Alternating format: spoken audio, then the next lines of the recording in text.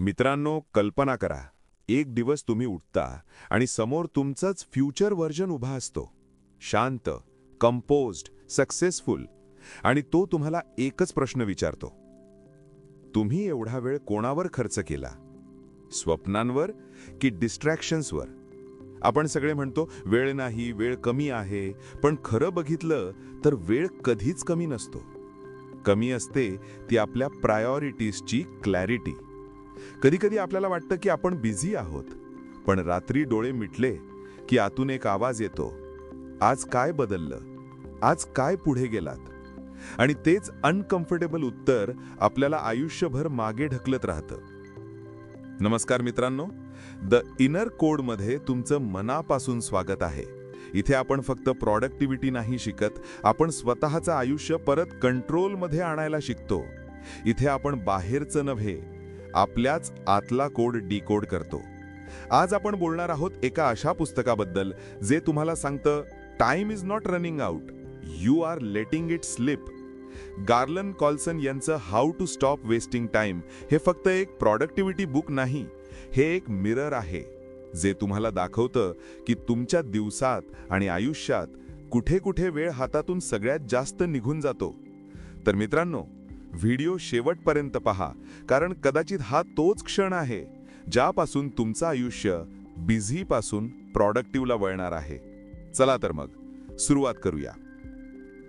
Lesson 1, know where your time is going. तुमचा वेळ कुठे खर्च होतो हे समजून घ्या. म्हणजे तुमचा वेळ कुठे खर्च होतो हे समजलं की आयुष्य अर्ध बदललं. गार्लंड कॉल्सन पहिल्या लेसनमध्ये सांगतात, बहुतेक लोकांना वेळ कमी पडत नाही, ते वेळ कुठे जातो हेच कधी तपासत नाहीत. आपण दिवस भरभर उडून गेला म्हणतो, पण जर कुणी विचारलं की आज तुमचा वेळ कुठे खर्च झाला, तर आपण शांत होतो. कारण सत्य हे आहे, आपला दिवस आपण घालवत नाही, आपली सवयी घालवतात. लेखक सांगतात की टाइम मॅनेजमेंट सुरू होतं इथून. तुमचा वेळ नेमका कुठे लीक होतो हे दिसलं की त्यावर कंट्रोल घेणं खूप सोपं होतं. आता एक उदाहरण घ्या. राहुल आणि सुमित दोघेही म्हणतात, यार वेळच मिळत नाही. पण रियालिटी वेगळी असते. राहुल सकाळी मोबाईल हातात घेतो आणि फक्त 5 मिनिटं नोटिफिकेशन चेक करायची असं ठरवतो. पण ते 5 मिनिटं 45 मिनिटं होतात. काम करताना मध्येच एक इंस्टाग्राम, मग एक व्हॉट्सॲप, मग एक रील. संध्याकाळ झाली की तो म्हणतो, आजही काहीच प्रॉडक्टिव्ह झालं नाही. दुसरीकडे सुमितही पूर्वी असाच होता, पण एक दिवस त्याने एक सिंपल एक्सपेरिमेंट केला. त्याने फक्त एक दिवस स्वतःच्या वेळाचं ट्रॅकिंग केलं आणि त्याला धक्का बसला. त्याचा दिवस 8-9 तासात नाही, तर 3-4 तासातच इफेक्टिव्ह संपत होता. बाकीचा वेळ स्क्रोलिंग, स्विचिंग, चॅटिंग, डिस्ट्रॅक्शन्स आणि थोडंसं अशात जात होता. त्या एका दिवसाच्या अवेअरनेसने त्याचं संपूर्ण माइंडसेट बदललं. कारण ज्याला स्वतःचा दिवस दिसतो तो दिवस बदलूही शकतो. म्हणूनच गार्लंड कॉल्सन सांगतात, you can't fix what you can't see. याचा अर्थ, जे दिसत नाही ते बदलता येत नाही. वेळ वाया जाणं थांबवायचं असेल तर पहिली पायरी नेहमी अवेअरनेसची असते. एक दिवस, फक्त एक दिवस तुमचा वेळ कुठे जातो हे लिहून ठेवा आणि तुमचा फ्युचर सेल्फ तुम्हाला थँक करेल. Lesson 2, identify your time wasters. म्हणजे वेळ खाऊ गोष्टी ओळखा की प्रगतीचा अडथळा निम्म्याने कमी झाला. गार्लंड कॉल्सन दुसऱ्या लेसनमध्ये सांगतात, लोकांना वेळ कमी नसतो, लोक वेळ खातात आणि लक्षातच येत नाही. टाइम वेस्ट हा कधी मोठा आवाज करून येत नाही, तो शांतपणे, हळूहळू, नकळत आपल्याला मागे ओढत असतो. आणि सर्वात मोठी चूक म्हणजे आपण वेळ वाया जातोय हे मान्यच करत नाही. आपण म्हणतो, मी तर फक्त 5 मिनिटं ब्रेक घेतली, पण त्या 5 मिनिटांनी आपला फोकस, एनर्जी आणि प्रॉडक्टिव्हिटी उद्ध्वस्त केली असते. समजण्यासाठी एक मजेशीर पण पेनफुली रिअल एक्झाम्पल घ्या. पूजा म्हणते, मी दिवसभर कामात बिझी असते. बट ट्रूथ, बिझी दिसणं आणि प्रॉडक्टिव्ह असणं यात जमीन आसमानाचा फरक असतो. सकाळी कामाला सुरुवात करते, पण मध्येच एक स्मॉल यूट्यूब व्हिडिओ, मग एक मेसेज, मग एक कॉल, मग अचानक आठवतं, अरे मी तर ऑनलाईन शॉपिंग उघडली होती. तिला वाटतं तिनं दिवसभर काम केलं, पण प्रत्यक्ष कामाचा वेळ काढलं तर हार्डली 3 तास effective work. She feels productive but isn't. दुसरीकडे रोहनची स्टोरी वेगळी. त्यालाही वाटत होतं की तो फुल बिझी आहे, पण एक दिवस त्यानं माइंडला ऑनेस्ट क्वेश्चन विचारला की खरंच माझा वेळ कोणत्या गोष्टी खातात. त्याने एक छोटी लिस्ट तयार केली. Social media, unnecessary group chats, random browsing, mindless YouTube, useless meetings आणि कॉन्स्टंट मल्टीटास्किंग. आणि त्याला कळलं, समस्या कामाची कमी नाही, समस्या डिस्ट्रॅक्शन्सची जास्त आहे. त्याने 3 वेळखाऊ गोष्टी बंद केल्या आणि त्याचा आउटपुट लिटरली डबल झालं. कारण प्रोग्रेस हा मोठ्या निर्णयांनी नाही होत, तर छोट्या वेळखाऊ सवयी काढून टाकल्याने होतो. म्हणूनच गार्लंड कॉल्सन म्हणतात, time wasters don't steel your hours, they still your potential. म्हणजे वेळखाऊ गोष्टी तुमचा तास नेहमी चोरत नाहीत, त्या तुमची कॅपॅसिटी, तुमचा फोकस, तुमचं फ्युचर चोरतात. म्हणून दुसरी पायरी खूप सिंपल वाटते, पण लाईफ चेंजिंग असते. तुमचे टॉप 3 वेळखाऊ पॅटर्न्स लिहा, फक्त लिहा. अवेअरनेस आली की बदलाव होतोच. कारण ज्या गोष्टी तुमचा वेळ खातात, त्याच गोष्टी तुमची प्रोग्रेस थांबवतात. आणि ज्या दिवसापासून तुम्ही त्या गोष्टी ओळखून थांबवता, त्याच दिवसापासून तुमचा ग्रोथ सुरू होतो. Lesson 3, set clear priorities. म्हणजे तुमच्या वेळाचं महत्त्व ठरवा. म्हणजे काय करायचं हे ठरवण्यापेक्षा काय आधी करायचं आणि काय थांबवायचं हे ठरवणं जास्त महत्त्वाचं आहे. गार्लंड कॉल्सन सांगतात, वेळ वाया जाण्याचं एक मोठं कारण म्हणजे आपल्या दिवसाला आपल्याला दिशा देत नाही. कामं आपल्याला फिरवत राहतात. आपण दिवसभर खूप धावतो, पण शेवटी वाटतं काय केलं आज. कारण आपल्याकडे क्लॅरिटी नसते, प्रायोरिटी नसते. मनात 10 गोष्टी असतात आणि त्यात महत्त्वाच्या गोष्टी मागे पडतात. लेखक म्हणतात, every minute you spend on a low value task, you steel a minute from your future. म्हणजे छोट्या पण कमी महत्त्वाच्या गोष्टी तुमची मोठी कामं खाऊन टाकतात. ते सांगतात की प्रोडक्टिव्ह होण्यासाठी काम वाढवण्याची गरज नसते, कामांची क्रमवारी बदलण्याची गरज असते. आता एक उदाहरण घ्या. नेहा आणि पूजा दोघीही एकाच कंपनीत काम करतात. दोघींकडे टास्क खूप असतात आणि दोघीही दिवसाच्या शेवटी थकून जातात. पण फरक असा, नेहा कामं येतात तसं करत जाते, कोणत्याही क्रमाशिवाय. व्हॉट्सॲप ग्रुपवर मेसेज आला की रिप्लाय, कोलिगने काही विचारलं की ते काम, बॉसने बोलवलं की सगळं सोडून तिचं काम. दिवस संपता संपता तिला रिअलाइज होतं की तिचं सर्वात महत्त्वाचं काम अजूनही बाकी आहे. पूजा मात्र वेगळी आहे. ती सकाळी 5 मिनिटं शांत बसून स्वतःला एक प्रश्न विचारते, आज मी कोणती 3 कामं केली तर दिवस यशस्वी मानला जाईल. आणि मग तिचा दिवस त्या 3 गोष्टींवर आधारित चालतो. इतर कामं ती करते, पण महत्त्वाच्या कामांना ती ढकलत नाही. याच दृष्टिकोनामुळे पूजा सतत पुढे जाते आणि नेहा जागेवरच धावत राहते. म्हणूनच गार्लंड कॉल्सन म्हणतात, time doesn't change your life, priorities do. वेळ सगळ्यांना सारखाच मिळतो, पण कोण किती पुढे जातं हे त्यांच्या प्राधान्य क्रमावर ठरतं. कुठलं काम आधी, कुठलं नंतर, कुठलं नाहीच, हे ठरवणं म्हणजेच टाइम मास्टरीची दुसरी पायरी आहे. आजच एक छोटा एक्सरसाइज करा. तुमच्या दिवसातील टॉप 3 इम्पॉर्टंट टास्क लिहा आणि पहा, तुमचा दिवस एका नवीन रेषेत चालू लागेल. Lesson 4, use the power of planning. म्हणजे ज्याच्याकडे प्लॅन आहे त्याच्याकडे शक्ती आहे. गार्लंड कॉल्सन या लेसनमध्ये एक साधी पण आयुष्य बदलणारी गोष्ट सांगतात. लोक अपयशी होत नाहीत, ते फक्त प्लॅन न केल्यामुळे चुकतात. आपण दिवस सुरू करतो तेव्हा एक अंदाज असतो की आज हे करायचंय, ते करायचंय. पण दिवस संपेपर्यंत निम्म कामही पूर्ण नसतं. कारण दिवस आपल्याला चालवत नाही, आपलं प्लॅन आपल्याला चालवतं. प्लॅनिंग म्हणजे फक्त टू डू लिस्ट नाही. प्लॅनिंग म्हणजे दिवसाला डायरेक्शन देणं. जसं गुगल मॅप शिवाय कुठेही निघालो तर चुकतो, तसंच प्लॅनिंग शिवाय दिवस सुरू केला की संपूर्ण वेळ विखुरतो. कधी कॉल्समध्ये जातो, कधी चॅट्समध्ये, कधी अचानक येणाऱ्या कामात. शेवटी रात्री आपणच म्हणतो, आज काहीच जमत नाहीये. आता ही स्टोरी ऐका. समीर आणि नील यांना दोघांनाही खूप काम असतं. दोघांकडे समान वेळ असतो. पण एक फरक, समीर प्लॅन करत नाही. तो उठतो आणि जे समोर येईल ते करत राहतो.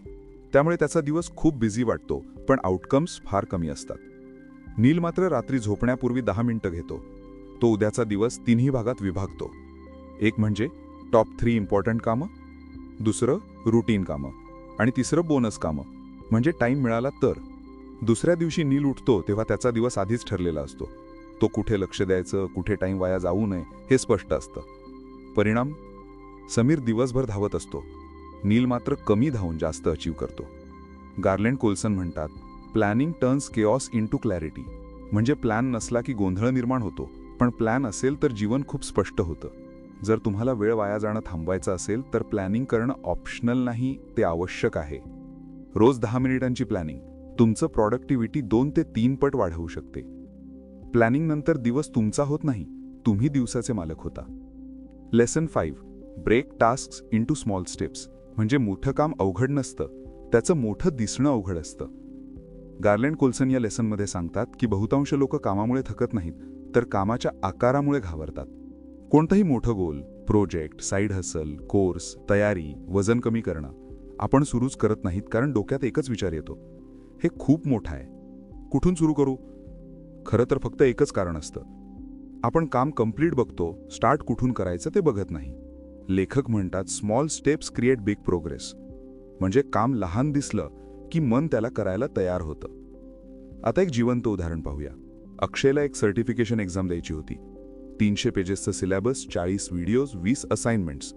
रोज तो पुस्तक उघडतो आणि लगेच बंद करतो, कारण त्याला 300 पेजेस दिसतात, 1 पेज नाही. एके दिवशी त्याने स्ट्रॅटेजी बदलली. त्याने गोल लहान पार्ट्समध्ये डिव्हाइड केलं. रोज फक्त 5 पेजेस, आठवड्याला फक्त 2 व्हिडिओज, रोज 20 मिनिटं रिव्हिजन. पहिल्या दिवशी त्याला वाटलं, इतकं कमी?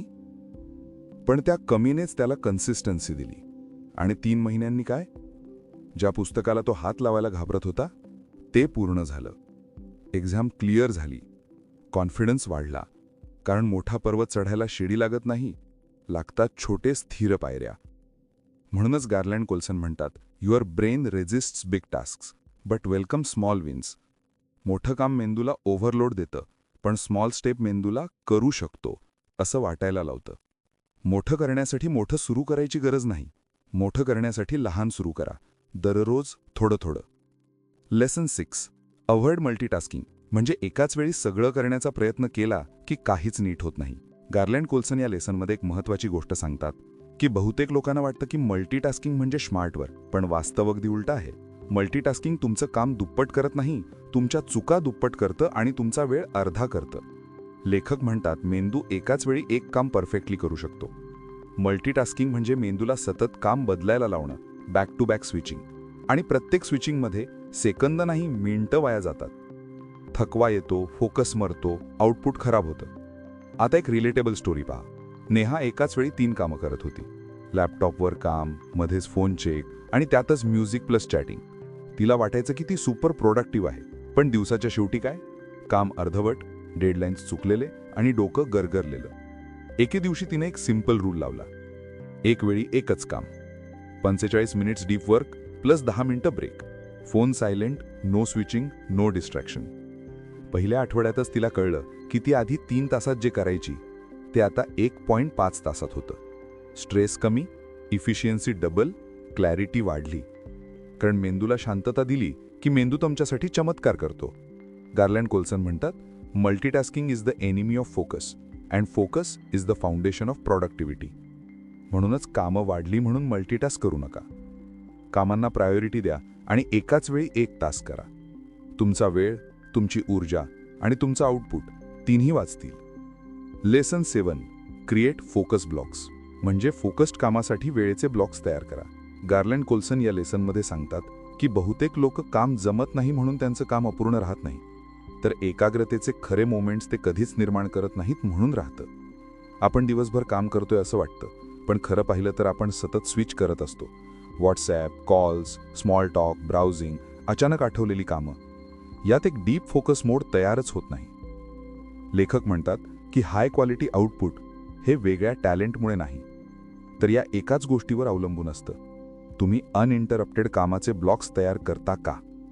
फोकस ब्लॉक्स म्हणजे फक्त वेळ नाही, ते माइंडसेट झोन असतात, जिथे तुम्ही स्वतःला सांगता की पुढचा 30 ते 45 मिनिटं फक्त हेच एक काम. जेव्हा डिस्ट्रॅक्शन शून्य असतात, माइंड काम असतं आणि ब्रेन एका फ्लोमध्ये जातं तेव्हा कमी वेळात जास्त काम होतं आणि चांगलं होतं. आता एक उदाहरण बघा. समीर दिवसभर लॅपटॉपवर असायचा, पण त्याचं एकही काम वेळेवर पूर्ण होत नव्हतं. कारण तो सतत फोन चेक करायचा, मेसेजला रिप्लाय द्यायचा, मध्येच सोशल मीडिया बघायचा. दुसरीकडे अमोल सकाळी फक्त 2 फोकस ब्लॉक्स करत होता, प्रत्येकी 40 मिनिटं. फोन सायलेंट, टॅब्स बंद आणि फक्त त्याचं रायटिंग. आणि तो फ्लोमध्ये गेल्यावर एवढं काम करायचा की समीरच्यासाठी दिवसभर लागायचं ते काम अमोल अर्ध्या वेळात करत होता. फरक कामाच्या तासांचा नव्हता, फरक एकाग्रतेच्या तासांचा होता. म्हणजेच एका दिवसात 1 ते 2 डिफोकस ब्लॉक्स तुमचा संपूर्ण प्रॉडक्टिव्हिटी लेवल बदलू शकतात.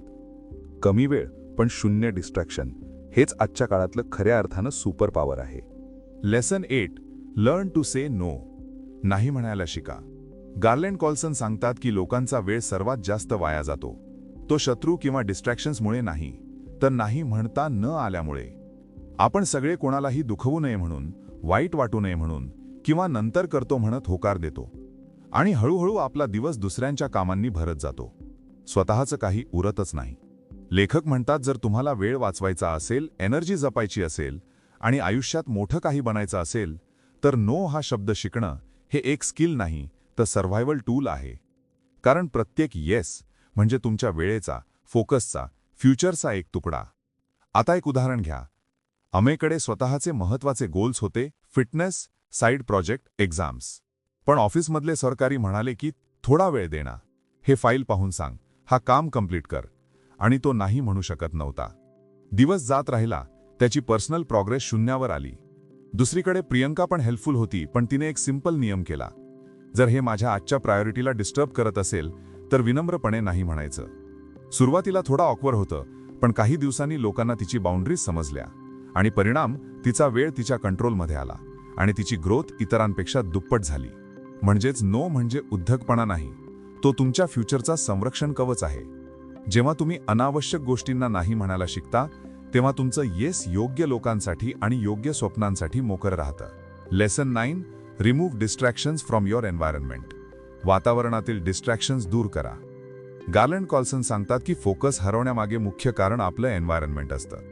जर आपण काम करत असताना फोन नोटिफिकेशन्स, सोशल मीडिया, आवाज किंवा अव्यवस्थित जागा असेल तर माणूस सहज डिस्ट्रॅक्ट होतो. आपली प्रोडक्टिव्हिटी, कॉन्सन्ट्रेशन आणि क्रिएटिव्हिटी या सर्वांवर परिणाम होतो. लेखक म्हणतात, जर तुम्हाला वेळेचा पूर्ण फायदा घ्यायचा असेल आणि लक्ष एकाच गोष्टीवर टिकवायचं असेल तर एन्व्हायरमेंट कंट्रोल करणं ही पहिली पायरी आहे. आता एक उदाहरण घ्या. आरव दररोज काम करताना लॅपटॉपवर नेटफ्लिक्स, फोनवर व्हॉट्सॲप नोटिफिकेशन्स आणि टेबलवर साखर, स्नॅक्स या सर्व गोष्टींमध्ये अडकून जातो. कामाच्या वेळा फक्त 2-3 तास प्रोडक्टिव्ह होतात. दुसरीकडे साक्षीने सिंपल रूल्स घेतले. फोन सायलेंट, लॅपटॉपवर फक्त कामाचे ॲप्स, टेबल स्वच्छ, बॅकग्राऊंड म्युझिक लो. सुरुवातीला तिला त्रास झाला, पण काही दिवसांनी काय झालं, ती 5-6 तास फक्त कामावर फोकस करू शकली आणि आउटपुटही दुहेरी झालं. म्हणजेच आपलं एन्व्हायरमेंट तुमच्या वेळेचा मल्टिप्लायर आहे. जेव्हा तुम्ही डिस्ट्रॅक्शन्स दूर करता तेव्हा तुमचा फोकस, एनर्जी आणि रिझल्ट्स स्वतःच वाढतात. छोटे छोटे एन्व्हायरमेंटल ट्विक्स मोठे रिझल्ट्स देतात. Lesson 10. Build systems, not will power. Will पॉवरवर नाही, सिस्टम्सवर अवलंबून राहा. गार्लंड कॉल्सन सांगतात की आपल्या वेळेचे व्यवस्थापन आणि प्रोडक्टिव्हिटी फक्त विल पॉवरवर अवलंबून ठेवणं चुकीचं आहे. विल पॉवर अल्पकाळ टिकतो, पण जर तुम्ही सिस्टम तयार केला, म्हणजे regular habits, structured routines, reminders आणि वर्कफ्लो, तर काम सहज आणि कन्सिस्टंट होऊ शकतं. लेखक म्हणतात, willpower is temporary, system is permanent. आता एक उदाहरण घ्या. अंशू दररोज जिमला जाण्याचा निर्णय घेतो. सुरुवातीला त्याला विल पॉवर वापरून जातंय वाटतं, पण 2-3 दिवसांनी थकवा, मूड स्विंग्स किंवा एक्सक्युसेस येतात. त्याचं सिस्टम वीक असल्यामुळे कन्सिस्टन्सी टिकत नाही. दुसरीकडे तान्या, जिच्याकडे scheduled reminder, pre pack gym bag आणि फिक्स टाइम आहे, ती वेळेत आणि रेग्युलर जिमला जाते, विल पॉवरवर अवलंबून न राहता. हळूहळू ही हॅबिट तिचं जीवनच बदलते. म्हणूनच गार्लंड कॉल्सन सांगतात, will power he short term energy आहे, पण सिस्टम्स लॉंग टर्म सक्सेस आणि फोकस निश्चित करतात. जेव्हा तुम्ही योग्य सिस्टम तयार करता तेव्हा काम ऑटोमॅटिक होऊ लागते आणि तुम्हाला डेली स्ट्रगल न करता प्रोग्रेस मिळतो. तर मित्रांनो, या बुक समरीमध्ये आपण पाहिले की वेळ वाया जाण्याची सुरुवात स्वतःच्या अवेअरनेसपासून होते. तुम्ही ज्या गोष्टींमध्ये वेळ घालवता त्या ओळखा. खाऊ गोष्टी म्हणजे टाइम वेस्टर्स. ओळखल्याशिवाय प्रोडक्टिव्हिटी वाढत नाही. छोट्या गोष्टी देखील मोठ्या परिणामावर परिणाम करतात. तुमच्या दिवसातील कामांना प्राधान्य द्या. काय महत्त्वाचे आहे आणि काय नाही हे ठरवा. दिवसाचा योग्य प्लॅन तयार करा. प्लॅन नसल्यास दिवस गोंधळात जातो. प्लॅन असला की परिणाम स्पष्ट होतो. मोठ्या कामांना छोटे टप्पे करून पूर्ण करा. छोटे स्टेप्स कन्सिस्टन्सी आणि कॉन्फिडन्स निर्माण करतात. एकाच वेळी सगळं करण्याचा मोह टाळा. मल्टीटास्किंग फक्त वेळ आणि ऊर्जा वाया घालवते. फोकस्ड वर्कसाठी डेडिकेटेड ब्लॉक्स तयार करा. अनइंटरप्टेड वर्क तुमच्या आउटपुटला 2-3 पट वाढवते. नो म्हणायला शिका. प्रत्येक होकार तुमच्या वेळा आणि फ्युचरवर इम्पॅक्ट करतो. प्रायोरिटी ठरवा. तुमच्या एन्व्हायरमेंटमधील डिस्ट्रॅक्शन्स दूर करा. शांत कंट्रोल्ड एन्व्हायरमेंट तुमच्या फोकस आणि क्रिएटिव्हिटीला विंग्स देते. विल पॉवरवर अवलंबून राहू नका. सिस्टम्स तयार करा. हॅबिच्युअल रुटीन्स आणि स्ट्रक्चर्ड वर्कफ्लो तुमच्या लाँग टर्म सक्सेसला निश्चित करतात. ही होती how to stop wasting time या बुकची समरी. ही समरी तुम्हाला आवडली असेल तर लाईक करा, शेअर करा आणि चॅनलला सबस्क्राईब करा. आपण पुन्हा भेटू एका नवीन पुस्तकाच्या समरीसोबत. तोपर्यंत धन्यवाद.